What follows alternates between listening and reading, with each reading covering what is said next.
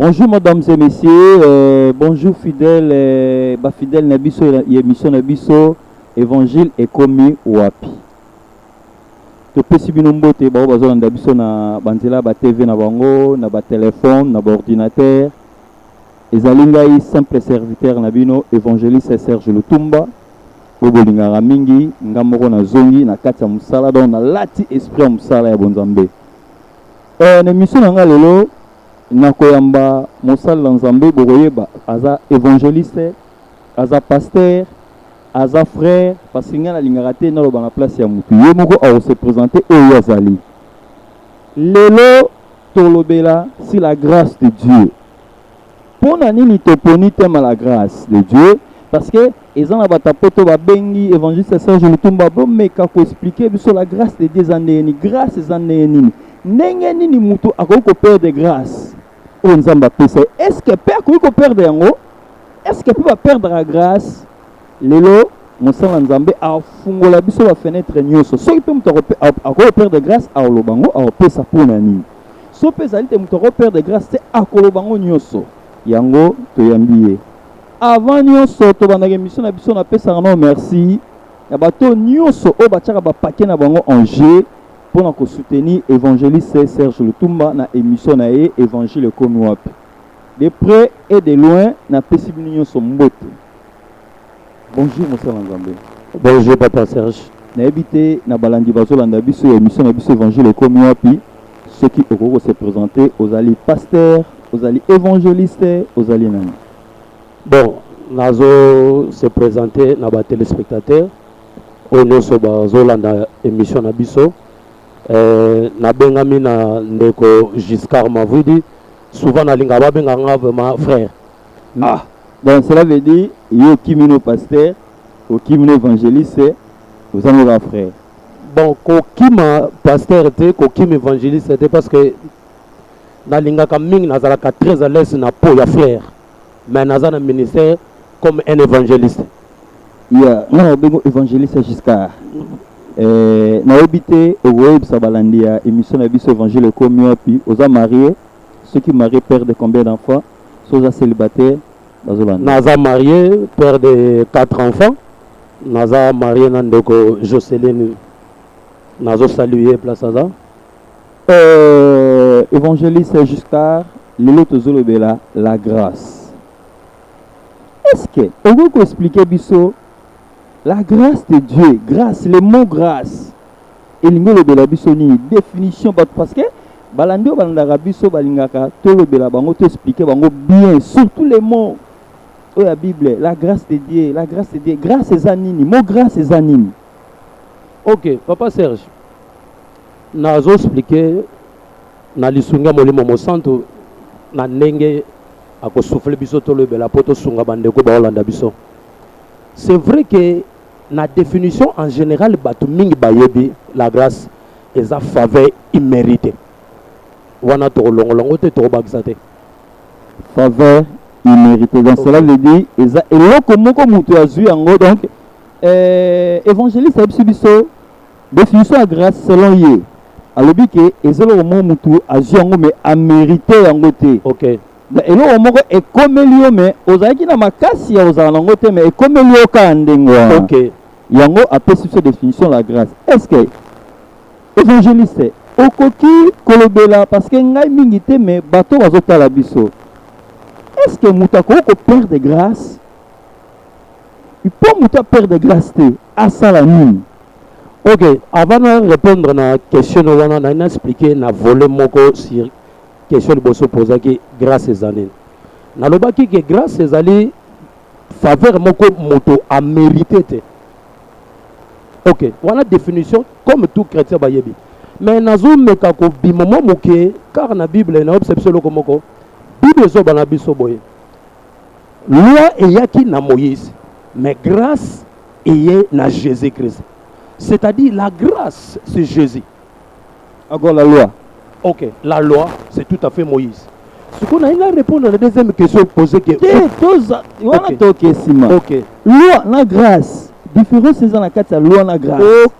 Ok. Loi mibeko. Grâce il le mérite. Ils ont faveur moko mérité. Maintenant expliquer différence entre grâce na loi. Vous savez ngalo bango mibeko vraiment. Ok, mibeko, Serge.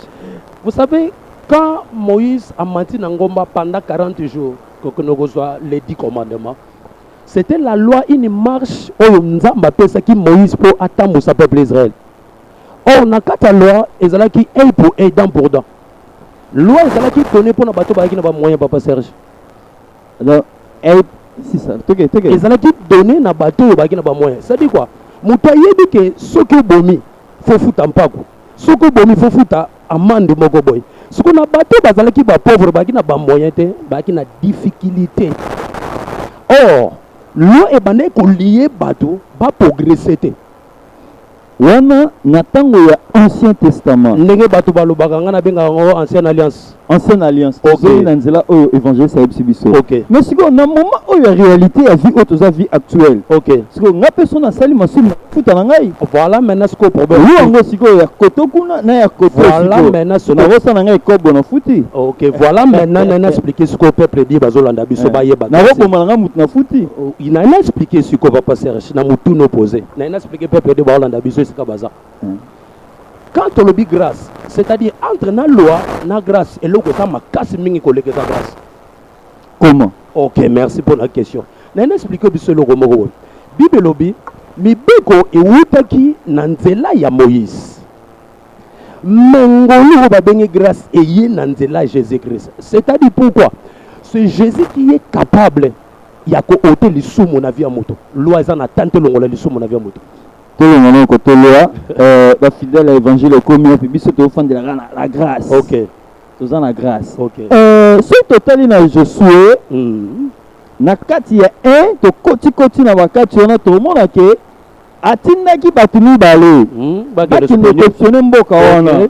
Mettons ba komaki Bible lobi na ngai Bible na ngai ona tambola na ngo ona simaka. Moi simoko arabe ayambaki bango abombi bango na ndako. Koyamba yambi bango babira bana swaka grâce moko boye pe yambaka basana Nzambe. So ebsanga yo mwasa ndumba yambi bango zu grâce. Est-ce que vous le prenez? Kasi on a droit quitter grâce à faveur moko immérité. C'est normal.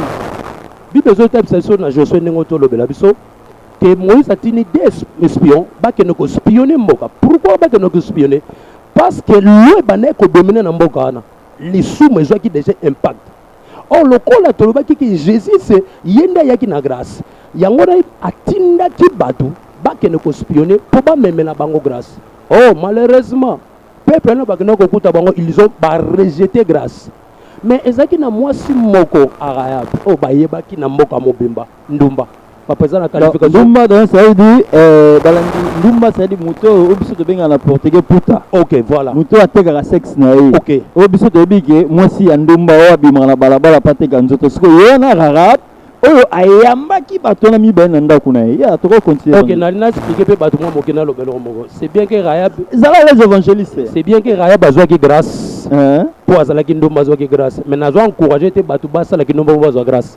Mais faut te bien na kati ya arab mais ezalaki na abaki na bango na yebi Nzambe na bino. OK. Asalaka bikamwa. OK. Asalaka bikamwa na mer oui. OK. Mais est-ce que il est oni boko ça parce que ngana na besoin tangu bino boko ya po bo gagner na bino. OK. Mais bo kanisela ngata na ba papa nanga na ba mama nanga mais na kati ya loi na mona ke ezalaki mona alliance mo salamaki o arab andimaka yango na sima pe e okokisama. Yana na le papa grâce. Le papa Serge Limbesa. Moto azana kata Yesu Kristo yenda zana grâce yango moni mwasi wana na linga yango moni mwasi wana ayebisi baspio wana ke tango boko ya ko boma mboka pona yebi to bo mboka na yebi Nzambe na melo makambo asala mais soki tango boko zonga bokanisanga mais ce que na kata alliance wana Josué azalaki te mais tango ba koti Josué aussi bango ke OK. Ezalaki nini? Et ezalaki na elembo mwasi wana singaki. Yango nazo expliquer peuple de Dieu. Toi na ta ya grâce. Grâce eza faveur moko mérité. Mais zo senga muto sa la démarche a yamba Yesu na vie na ye. Pour bika grâce. Mwana mwasi wana nenga yebisaki baspio wana. Ke soki tangu boko zonga bokanisanga asengaki bango elembo. Yango zo mona tangu bayaki koboma mboka wana. mwana mwasi wana azalaki na elembo. Papa, tozongi nanu na vie na biso réel. Lelo tozomona un serviteur de Dieu parce que émission na biso ezali évangile okomi nayebi nalandaka. Mais tozomona omona mosali na Nzambe moko boye ana nguya makasi. Aza na grâce makasi. Mais via basi. OK. Via brutalité. OK. Via kofinga. Oh, ozomona makeno est-ce que mutu wana pe grâce yango ezolongwa te. Okoyebisa biso nayebi te. Papa nanga Serge. Merci pour na motu no poser ngai. Nene eloko moko. Grâce eza na tanango silaka. Donc on va grâce à va faire repasser ba ben na bango prisme moto wana ezaka ezosala. To mo nzamba pa molo po memi peuple de ba comprendre. Na question posée, eza na basali na Nzambe belé lelo. Grâce c'est longwa bango batikala ba ikabod. Gloire ya Nzambe longwa, grâce ya Nzambe longwa. Mais ba o vivre kaka na miséricorde de Nzambe. C'est-à-dire Nzambe a tché bango na mopanza, a rejeté na no bango te. Pourquoi? Ba baby si eloko bazwaki na makasi na yete. Nzamba doté a pesio. Mais a baby si yango pour na makambo mokile. Bible le na biso tout passera, le monde passera. Batu bazo kanisa ke soko kei ozongi Nzamba olimbisa. Oui, na yebi ke boyebi binge Nzamba limbisa ka mais quelque part ce total to zongi na nouvelle alliance. Bible le na biso moi si wana auti ko sala ko buka mibeko. OK. Ba ye na pas Christ. OK. Christ azo abisi bango. Avant bango balobi ba plainte na bango. Ale seli Christ abina bango oyo nanu asala lisumu te. Atombola libanga kisana nzoto moi si wana et pas bandiko. Réellement vraiment ce total moi sona sala ki mabe. OK. Christ a terminé lisumu tout. Mutazala kite abisi moi si mosumne sa nini elebisami. Est-ce que kolim ça peut basala Nzambe wana te? OK, nene psepsolo komoko. Mwana mwasi wana nazolo baga na basala Nzambe te. Eza pe na ba femme mariée, eza na ba frère na kate église, eza en général biso batoto saka mabe parce que embo biso landi pe tam biso pe na kate za mabe na biso. OK. Yeah. Nene répondre na mutu no opposé pour na mwana mwasi wana. Na place wana même Jésus appliqua qui loi. Comment? Jésus appliqua qui na loi parce qu'il y a la place atanga ki moto pas le bika ndo comment na c'est. OK, abima avant da ki na loi parce que azaki. Donc ça micro na biso évangéliste. Azala ki na loi. Comment? OK, na ina solo moko. Soko tali loi nioso. Oh Moïse appelle qui peuple Israël. Et ben ko le blaka na Jésus. Kana Jésus. Na Jésus. Papa, pour ça la moninga no mabe. C'est quoi ça na Jésus te? Donc vraiment, attaque de zongi les sous-cartoires na kata grâce. OK.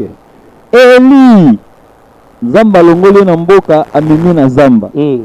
Na ngoli ya Nzamba azwaki, Nzamba azopesa biloko olia. OK. Tia bimi na Zamba kutana mwasi mo o azaki nelo na ndako na ete. Mais azali ko obligé ye asala e gâteau. OK. Et peso asala asala bana e. Oh mwasa bombaka bige sona lingala mwana ngato sanini to kufi vraiment. Papa Serge, grâce ezana ba moyen belé to ko expliquer. Neti lu solo a moi si ya veuve wana. Promenez za kinengini. Na sa peuple de Dieu loko moko. C'est vrai, bokomona. Tozana maman moko o komi trop perturbé. Tozo banate ou appelé vrai ou appelé faux. Ya mona bandeli l'introduction. Na bina sipla ba benga nga frère. Eh obata mangana. Pas question ko bata obi pourquoi? Parce que lelo confusion côté. Tout le monde bazui Jésus. Comme c'est fonds de commerce. En tout cas, l'émission a totalement évangile sur le but confusion et côté. Évangile c'est tant que mission confusion. Est-ce que le côté n'a n'engeni? Voilà maintenant. Confusion côté n'engeni lelo. Peuple de Dieu ba comme embrayé pour na basali na Nzambe. Basali na Nzambe boli misa na zala clair. Parce que évangile comme dans la émission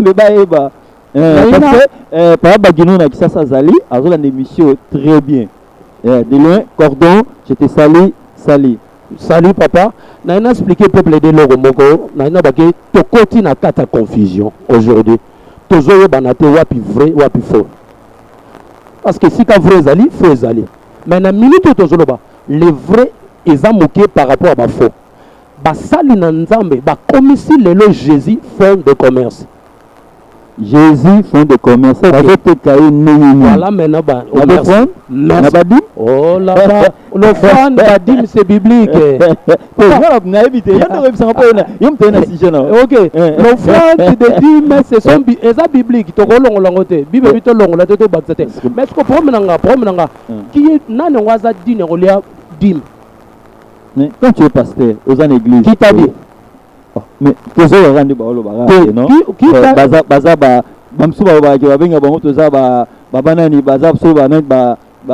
Bazali. Donc Moussali faut aller à Dim. Moussali faut aller à Dim. Papa, tu as même vous avez protocole, vous avez Moussali dans l'église faut aller à Dim. Tu as même faut aller à Dim. Non. Papa, d'ailleurs Dim, ils sont de ton côté du solana examen. D'ailleurs Dim ils en forme balé la rango Dim. Mais quand il peut passer aux Dim, tu as rappelé bateau non ça. Il y a le Dim ils en a balé la rango. Quand on a bagé ba vrai bazar ba faux bazar. C'est pour ça. Tu as Bible par rapport à Missa là-bas. Ok, voilà maintenant. Dîmes bibliques, offrandes des bibliques. Mais tant que l'objet amené dans la maison du trésor les offrandes et les dîmes. Pour que nanda kunanga zangate. Nda wango zangate zanda unani. Kasi basale yo sala na bongo. Siko tuna ba passer wana balia ba dîmes so ba pesa basale na bongo. Mais moi pe bango ta bandaka vision batu bazalaka te bazalaka bango moko tanga zo matangomba ta Nzambe lobelaki papa langa c'est nani c'est serviteur de l'Éternel. OK, évangile serviteur de l'Éternel bango pe wa ba serviteur ba passer na bango. Ah OK, soko tuna kasi mukolo confusion ko ta c'est Myriam na Aaron. Botu na bango ba makambe côté ki ekomelaki bango devant serviteur. C'est vrai ba serviteur bazo mériter baza ba serviteur. Bible na biso tout travail mérité son salaire. Mais ce quand il fait le travail, ils ont mérité. Mais si on a vu 1000 points dans la PSO 50 points, aussi les gars Nini. Papa 50 points d'être. Papa nanga. Il faut qu'il m'en église. Papa nanga. Il faut qu'il m'en rebelle. Mon collègue lève ba côté là. Moi baza ba lève ne baliaka. Yo mo pesi na su moi. Mon collègue lève ba côté là. Tu dis moke kauka ki. Lève avec le canon à Wense. Il y a un moment dans le bassin Nzambe to sili valeur. Pourquoi? Parce que les leaders, parce qu'ils ont les leaders na biso on a ma pesa bango tamba kamba. Papa Serge. Tikada ça peuple dia yo beloko moko. Ce Dieu qui est l'auteur et a vision. Dieu l'auteur de vision mais azana enveloppe, azana instrument ou à utiliser pour mutana ça la vision. Ba porter à vision. Mais ce porteur à vision a celle vision na o akuta na Nzambe yena zo za maloba azo mimama pa na bino yango te kasi yango moni Nzambe achaki Arona ba Myriam po anini te mais ce qui a passé moi mukiona na mabeza faut qu'il m'église non ça question qui m'église te obi elo comme ça ça la bato ba qui m'église ça c'est ko qui m'église te et ça par rapport à ba comportement ba acte misala oyo ba leader bazo sala lelo l'évangile. Je te dis franchement c'est regrettable papa quand ba qui confusion au tu as développé pourquoi confusion par rapport à quoi? Au monde on a 4 églises, un leader de l'église avec ses collaborateurs basana de mon côté. Papa, vous croyez que grâce à Nzambe vous allez bien soigner? Ah, il y a des autres. Il y a des posé une question. Bible le biso boya. Batumi balé bakofi ko tambola te soki ba yokanité. Te balobi te ke passer na mundi na passer na serviteur nete babi bat. C'est pour ma deux personnes. Oh Dieu, Nzambe azalaki sika batu mbale baza. C'est ça la grâce de Dieu. Et sika batu baza na bomoko, c'est ça la grâce. Oh na epse ko ne bandeli. So je dis commandement. Balobeleka Jésus c'est la grâce. Mais pas tous on en a sima. Nzambe lobi attend à péché vision au péché pena provision. Voilà. Alors on la qui sope banani oyo sana na bango. Ya solo. La obenga ngape fona tuna Nzambe. Mutongo na tuna Nzambe abina na yo. Alors na mwintege un jour côté notre rebelle à tout pesinga ça qu'on a parce que Nzambe nous a biminga pembe na yo. Papa c'est notre rebelle pourquoi? Papa c'est na beta l'histoire na beta le comment on peut comprendre la province sur place na Zalaga. Parce que na eu invitation à Papa Serge, yango na ko répondre mort. Parce que Natala Moussala na Nzamba pa molona Moussala vraiment. Merci. Vraiment et ça moyen resunga sur peuple de Dieu. Merci. Na na pse loko moko. Tout le monde a bengami teke azala leader. Yana biso lulu batu mingi bakomi kokoma ba leader pourquoi mokolo Aaron na Myriam batombokelaki Moïse Nzamba benga bango bakeno samba liboso na ye parce que on est rebelle. Yango on a posé ce qu'on rebelle. Rebelle les autres comment? Tout revoit après kaka pe. Rebelle les autres pour na bino pe bozo na banvi. Ah mais oui. On y va pe sombo le voilà eh. Non, pas comme la mutu la leader. Papa Serge. Yango ça rébellion. Yango te quelque part. Vous les jeunes évangélistes. OK. Vous les jeunes évangélistes. Bobino mande fa pembete. Papa na uti musika na vision na ye. Abengi on est compliqué. Non, Papa Serge, non c'est que vision Nzambe mota pesaka. Quand Dieu donne une vision, fait sa provision. Oui, il y a plus de vision, mais où est le provision? Les provisions, j'ai bien pour simplement comme quoi Dieu vient. Qu'est-ce que provision? Pour mon à la moutou. Non, définition provision. Pour mon qui n'est pas tout. Non, gloire à Dieu, ceux qui nous mouta qui poto. Je bénis l'Éternel dans bateau parce que nos provinces, il y a nos provinces. Ah ouais. Ce qu'on a posé ce question, provision za banane. Et ça bateau à ça na bango. Ah mais ceux qui qu'est-ce que provision toi qui même na mon on a facilité nyoso. Mais provision ça pour préparer le but. Mais ce que je peux préparer au bazana bango te lobby mokolo yo kenete. Est-ce que bino boza ba provision basala Nzambe? Est-ce que beaucoup risquer vie donc la déception là au bakende optionner mboka wana kuna. Nous so batini bino bondima ba pesi bino logote de que mission moro bomayo. Est-ce que so ndenge na kati ya acte des apôtres ndenge ba apôtre musu bakufa ba bamba bango mabanga pona Yesu. Ba mususu so bakanga bango so ndenge banina ba prison. Mais pour na évangile lelo est-ce que batabongo baza papa nanga Serge o bino bokom na miwa tamituka bon baza azolo belanga bafona bafongo te depo teleme kaka eso ba nazo ya siko yinde tikelanga tate papa na siko ki peuple de Dieu yo tikelanga tate yo tikelanga tate quand je parle de vrai il y a des vrais serviteurs baza tikana episode sincèrement. La publicité na bango. Il y a des hommes de Dieu qui craignent Dieu. Oh Nzamba solo la bango lo bango baza. Maintenant ko yebi solo comme papa Serge. Ezana basali mosusu lelo ba porter comme ya Nzambe. Basali na Nzambe. Bible lo beli biso na mate. Pesa biso ko zala kloba ba prophète ba BBC évangile. Nazolinga peuple de Dieu a comprendre makambo na ngoloba. Ngana représenter bato musabite naza dini ta représenter musab. Mais nazo expliquer le peuple de Dieu délivrance à boka par boka. Non, là c'est l'abomination. T'as la Bible bien. Tango boko o bozo mona ezana no koya Yesu te. Tango boko mona que abomination continue même ti na lettre saint. C'est là koya Yesu komi pene. Papa Serge, ozo mona ezana ngabe bandeli. Nzambe longa pa batonga tendeni ngolu ya Nzambe. OK, grâce longa ka ndenge nini soki moto azotosa te. Yoka. Bible ibisi biso batosa te. Oui, Bible ibisi kasi wana ba etikala no kaka ngonga te eloko za ngote tono vide. Eloko za te. Cela veut dire donc grâce à Nzambe elongwe ba ke simbelo mususu. Oh, kayaka le sote ta moto tikali ikabod. Agesani. Donc ça veut dire na kata bon Nzambe ça peut na passer musu ba simba. Ba sel musu pe ba simba. Ah ouais. Nazo confirmer ngo ba na Nzambe. Oui. Merci Nzambe. Merci que le Dieu délai de parler pour na moi grâce, que pesi ba défaut, que pesi nyuso. Mais si ko na lingi ba fidèle na ngai, to na benga ba fidèle na ngai, cela dit bato ba tchaka crédit na bango, bato ba somba ba salde obsédé na pour landa émission évangile comme wapi. De loin nous pesa mbote na partenaire na ngai numéro 1 évangéliste Mankuku pesa tango ifweni. Ah Nzamba pesa délai papa na ba crédit au pesaka. Na ba transport ça la capé na ba prière l'évangile comme wapi et comme ezali. Nzambe na nga bakisa. De loin nous pesa maman Jocelyne Kabemba mbote. Donc na EP à ça là pour na évangile et comme wapi. OK. Nous pesa ba partenaire nous sope ba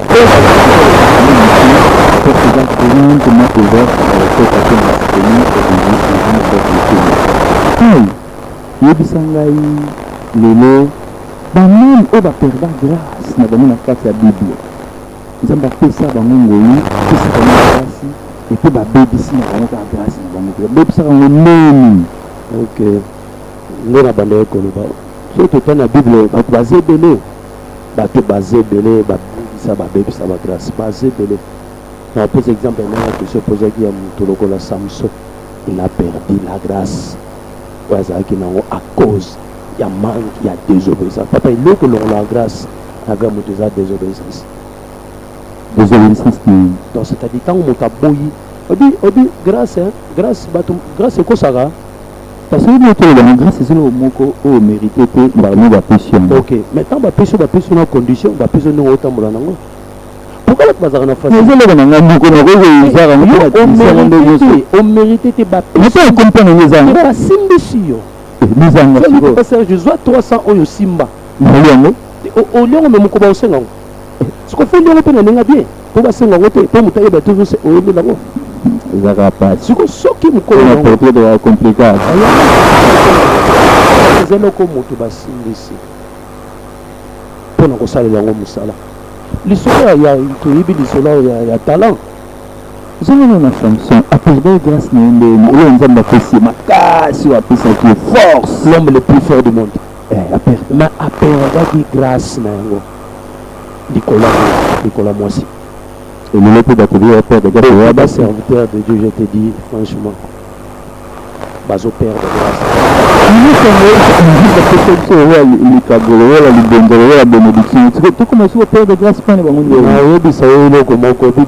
C'est lui qui trouve une femme. Est-ce que dans le monde réel, tu as bassi à bonheur? Papa, tu as trouvé la femme. Ça se passe papa, tu as trouvé ma femme. À servir bien. Ce qui est plus important dans le développement, domaine à moi, c'est face à soumise. C'est ça, domaine à moi. C'est esclave. Donc quand on dit la soumission n'est pas montage esclave, c'est-à-dire soumission. Nous avons répété, nous avons bas signalement. Et là, côté dans moi si yango c'est bien, on a déjà cours, on a cours. Yango comme dit que me qui dans la peine pour maman, on a comme musique de but partenaire que lui non, je m'engage dans la parce que n'a absolument moko, nous avons ça en grâce moko na facilité au limbe ça rabat. Même sur ça peut nous en grâce. Non ouais, pour vous dire dans ce garanaye, vraiment ça va. Ça va tout ça. Ça me soit perdu grâce à Dieu. Pourquoi? Beaucoup des hommes de Dieu aujourd'hui, même si tu as un bango nandako, il y a qui basi na nzambe mingi lelo. Nazo kebisa bango mingi. Hein? Mais le gars pas mon phrase sur la parole. OK, c'est par rapport à quoi? Basa ni na beto zo kebisa. Là avant côté la maman penal na banana. Na kebisa mingi basi na nzambe. Pourquoi? Toujours Bible le livre de que Nzambe sali Ève lokola être semblable. Être semblable à du local. Mais yoka être semblable au yayi. Bible le livre Adam a eu message. Nzambe yebisi. Zeto ko simba te. Adam keipe ayebisi moi si na parce qu'il a confiance. Et nous quand ça la mine basali na nzambe ba perdre basala mibana ngobako parce que bazui confiance ya bolingo ba continuer l'évangile papa Sergio na observation pesa basana nzambe sur conseil évangile ethical évangile ministère nzambe pesio grâce nzambe pesio ethical pour que ba dali la za rappeler na question souci à dali les alaki te que pour asala na Samson na ngote tu crois que ça te souka leso au salo au chéri te kopanga te na balo de la basala nzambe te parce que comme le ba bando benda ba film na balo ko basa basana nzambe bazali lelo ba sa fierté nzama pambola bango kasi baza mais nazo belo komoko zana basi ya basali lelo azo porter kombo kaka ya mosali et puis chose good nous sommes tabou na que na bini na de na de ele ngana ko mbelo ba Sergio le ngana biso o bona lelo na église ngama bengi ne mubali na bengi moste mais yoka mama pasteur oh te na ko pa grâce wana ya papa soki ba bengi ye nde mais soki ba bengi ne mubali ya zawa pona nini pour pousser mobali na ye qui appelle yo nzama pesi et qui ne dit pas papa. C'est ça le moi aussi. Grâce pour école. Oui, grâce école. OK. Grâce école tango mutayo na le banzambe. Bible vous connaissez la vérité et la vérité vous affranchira. C'est pas une collation. abaki le bandeli grâce ezaye moko Jésus vérité oyo Jean lobeli biso wana c'est Jésus Christ ntango moto ayebi Yesu azokola lokola grâce eza Jésus moto oyo ayebi Yesu azotambola ndenge Yesu azolinga azosala nini azokola so lokola bato lokola baprofete Eli so lokola ye moko Jésus so lokola ye moko un homme yoka Jésus atikali kosala likambo moko te soki ayoki yango mpa ya tata te nayebi azokisaki baparent na ye ntango baluki ye aomonana te baluki ye ti baomonaki afenela bampaka azokwea bango babengabi te fami nango ezali niteke kotoba mama abombo nefu mona libumu okoma pasi te mari kutu fala sepela la réponse bapesaki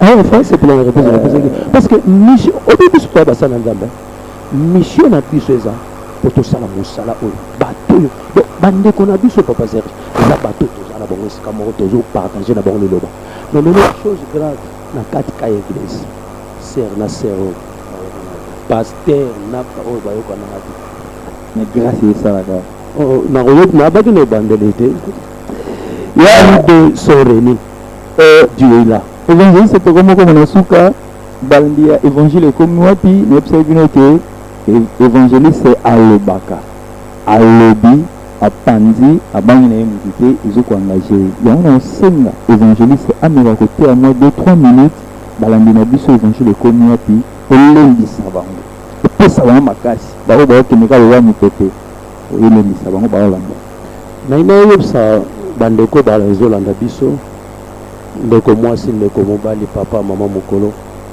naina benda yo matoi tokomi na temps oyo que le diable azorégner makasi il faut tosala ngele il faut tokeba nayebisa biso eloko moko bibi c'est pas tout ce qui crie nde bango na baza ya nzambe il faut peuple de Dieu bakoma prudent te nazoloba teke boyina bato te koma prudent nzambe atie kati ya moto nyonso to oyo babengi conscience spirituelle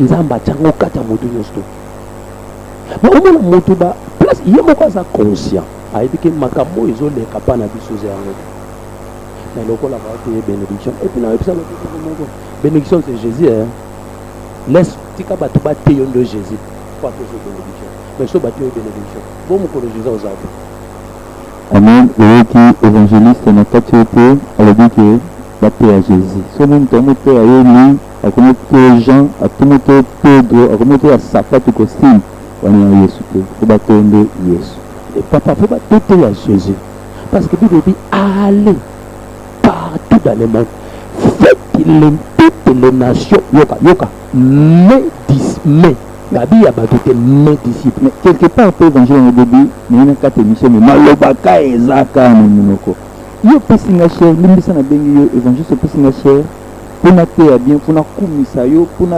honorer yo pona komisa nzambe pona bike lobi yo pesanga cher même te ye pona bike sona zo mo fond galate et ça moi bien pona komisa mo te le somo te Bible le beli biso makambo Bible dit te partager besoin na biso na moto azo pesa yo enseignement comme to kona komisa nzambe landa siko bagumba melaka yo lelo omoni cher papa c'est pas donné à tout le monde il faut toujours crainte dans le peuple de Dieu ba homme de Dieu cher il faut te banga te respecter c'est pas tout le monde à l'écana cher parce que cher est lié aux autres sa vie moto azoleka kata cher na fois pesa peuple de Dieu vie monsieur Lutumba abikisaka ne bato asaka ba miracle naza na vie kobo na lekisi pe na baza pe babikisaka ko fa neka pa ina évité évangéliste c'est ça yombe te na bato parce que monsieur les gens ça passait ba quoi quand on peut s'embêter non vraiment nazaka reconnaissant c'est que Bible les dans la biso tous en reconnaissant bato ba ka fa reconnaissant na timboli te na lobi c'est mon père quand je dis papa c'est-à-dire na leki le ministère na nga papa Serge dans un 18 ans ministère le banana yamba yesu tilelo nazo fidèle na ngai ya évangile ekomi tant lobaka yanga cela veut dire les visionnaires le leader il y a télévision évangile comme c'est Serge Lutumba, l'évangile c'est Serge Lutumba. Nazib Sabino tout le monde kala na évangéliste na depuis Kabinda. Depuis Kabinda na la louange là ça passait d'accord. Yango moni le na na fier na yamba na plateau na ngai tout le partager na ba Nzambe na moni vraiment yeno le ko ngofo mezali. Alors nous saluons pasteur Dagua, nous saluons pasteur Christian, pasteur Mike, Berger Bosco, partenaire sur la louange Kabinda, louange, toi famille, tu as déjà famille dans Bango. Donc nous saluons le sous mon apôtre, Papa Nanga, dans la foi. Quand je dis dans la foi, ce n'est pas mon père spirituel. C'est un peu de ce tour là, mon papa est mon livre. Oui, côté de la GP. Oui, pensez à vous, madame, on a raison, Alice. Parce que les gens battent pas bimika va banzete. Ah oui, on a un commerçant, on a un Angola qui comme Angola, évangile Angola c'est bisonio so. Nous ça zaï na eka atangane littérature, na Congo, tanga eko to ka mo tanga Bible na le Nzambe pesa e atongi église papa Kosakana vraiment na Bible la guna na Congo là eka bandeko Kosakana l'église il faut obéir, c'est ça un problème. Là na to le blâmer si. Là na ceux qui sont là tous en attend 18 ans le ni ta église tous en attend ça que pour ton capacité de to zela mokonza baolo tant que na Nzambe le bete papa Sergio ba télésouter na yo baolanda église ya Giscard à Salisi. Alors ceux qui ont la bonne Nzambe na biso ya évangile commun puis abatsebele. Amen. Na dit que ceux qui va batumuso besoin de peso pesa pe numéro téléphone na yo pour ba ben na yo ba opina yo et nous sur le baki ils sont engagés. Oh la Monique Azalese c'est la vérité. Parce que n'a parlé ni na montre ni na tango c'est notre travail. Il faut tout ramener le peuple de Dieu dans le niveau là. On a ma paix si vous gérer. C'est bien que l'église est à faire. Mais il faut toujours le peuple de Dieu dans le niveau. Surtout pasteur. On n'est pas des peuples de Dieu. Le peuple de Dieu, on peut sauver. Nous sommes nous, parce que je marque dans Dieu. Donc, numéro dans les arts. Na Batu ya Libanda ya Mboka 00244 992 55 40 19 na bandeli 00240 922 55 40 19 na opesa moto nanga parce qu'avant ya na ebisaki bato na province na zaka na wambo ke na zo keleleka na émission ya toko parce que mission eza na impact kuna na musika wambo kala mingi te tuzoya sepela. OK nazo saluer ba pasteur na biso ba collègue na biso ba yaya bene la province à Wambo na bana pasteur Panzo pasteur Gracia pasteur Sergio nazo saluer ba collègue na biso ba na biso na bango de temps en temps Ernest na bango to solo na Nzambe papa Matondo papa Titi na mwasi na ye maman Micheline Bazali évangéliste de Jérémie Makise. Ah papa, il faut le canal mission. Je le salue, il y en a moi si moi là. Papa c'est Gazoya. Tu sais la autre ticket, tu sais la autre ticket de on en compte que oui. Maman te cool. Vas-y, je passer pas. Azoya Azoya, Bobo Azoya. Azo saluer, on a salué ba homme de Dieu nyonso. Ko bazo saluer Nzambe na vérité. Amen. Na saluer bango. Zamba pambola bango ba ministère bango kende livoso ba opi ba sala la vérité te Zamba sala bango grâce ba yoka mbela oyo bazonga il est temps merci Bolanda émission de biso évangile et commun wapi là nous présenter évangile et émission comme Bolanda évangéliste Sergio Lutumba nazali mwana oyo na uti na makola passé mbambe Israël na Congo de loin na saluer papa na ngai. En tout cas, place aux alliés, na pression de Makas avec beaucoup de respect. Na pesipé le sous-mbote na église Mubimba ya Salem. Place aux alliés, na pesipé le mbote na Cordo Bakino, na ba onatani kombote, vous êtes toujours moté malangai. Na pesipé le sous-mbote na ba oh nyuso ba soutien na évangile comme wapi. La PC évangéliste en cours, le meilleur partenaire est évangéliste comme wapi, émission évangile comme wapi. napesi mbote na Josine Kabiambi, napesi mbote na baoyo nyonso bao basoutenaka biso na bosi mpe na Belgique na Mavuidi Tantsona na mosika topesi mbote na papa napesi papa na biso Pierre Yavanga na Paris place ozalaka mpo napesi mbote merci mpo na baconseil napesi mama Mado Bikembo na tonton Viki place baza napesi bino mbote na Congo na bosani te toza na moto apresentaka bémission na biso oyo ayambelaka biso oyo adefendaka évangile ekomi wapi na nkombo ya Chris Awenze Chris Bikembo place oza napesi mbote napesi mbote na bebe na ngai Samuel Lutumba place ozali mbote ebele na baoyo nyonso bayebi ngai baoyo nyonso bazolanda biso toza inter na bino lelo toyambaki mosala na Nzambe tomeki kozwa na ye mpo na grâce ayebisi biso ke bato mpe bakoperdre grâce explike ndenge okoperdre grâce soki na vie ya masumu oyebi korespecte makambo ya Nzambe te intimité na Nzambe eza te mpe na désobéissance na nyonso wana alobeli bino alors bino baoyo boza na grâce ya Nzambe alors faut vous éviter d'être na désobéissance parce que bobatela yango parce que grâce yango nde eza esala ministère yango nde ezosala ministère na yo mpo lelo nakombokende liboso napesi bino mbote tokokuta na prochaine émission ciao.